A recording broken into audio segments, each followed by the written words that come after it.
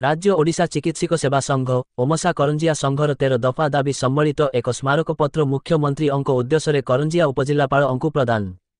राज्य ओडिशा चिकित्सक सेवा संघर आह्वान क्रमे आज करंजिया शाखा ओमसा तरफरु एक 13 दफा दाबी सम्मिलित एक दाबीपत्र राज्य मुख्यमंत्री उद्देश्य करंजिया उपजिल्लापाल कस्तूरी पंडा अंकु हस्तांतर करा जायछि। करंजिया ओमसा शाखार संपादक डाक्टर गौरांग चरण नायक अंक नेतृत्व में आज उपखंड सरकारी डाक्तरखानार सम्मिलनी कक्षरे एक सांबादिक सम्मिलनी रे 13 दफा दाबी संपर्क में आलोचना करा जायथिला। गत 20 तारीख दिन राज्यर समस्त सरकारी डाक्तरखानार कार्यरत डाक्तर गण नाज दाबी पूरण होइनथिबारु कला पोशाक पिंधि प्रतिवाद स्वरूप आंदोलन डाकरा देइथिले। मुख्यमंत्री आगामी दिन में जदि डाक्तर अंक नाज दाबी पूरण संपर्क में पदक्षेप न नियंती ताहेले समस्त डाक्तर गण कार्य बंद करी आंदोलन रे सामिल हेबे।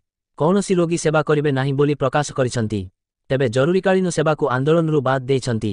एही सांबादिक सम्मिलनी रे डाक्तर के एन पति, डाक्तर डी एन परिडा, डाक्तर शक्ति शोभन प्रधान, डाक्तर चित्तरंजन नायक, डाक्तर सत्या प्रकाश धळ, डाक्तर डी मुंडा, डाक्तर डी टुडू, डाक्तर प्रवीण सेठी समेत करंजिया, जसीपुर सुक्रुली, टाटो, ररुआ, ठाकुरमुंडार कार्यरत डाक्तर माने सांबादिक सम्मिलनी रे जोग देइथिले। अपराह्न रे समस्त डाक्तर एक पदयात्रा रे उपजिल्लापाल अंक कार्यालय को आसी उपजिल्लापाल कस्तूरी पंडा अंक सहित दाबी संपर्क में आलोचना करी दाबीपत्र मुख्यमंत्री उद्देश्य प्रदान करथिले।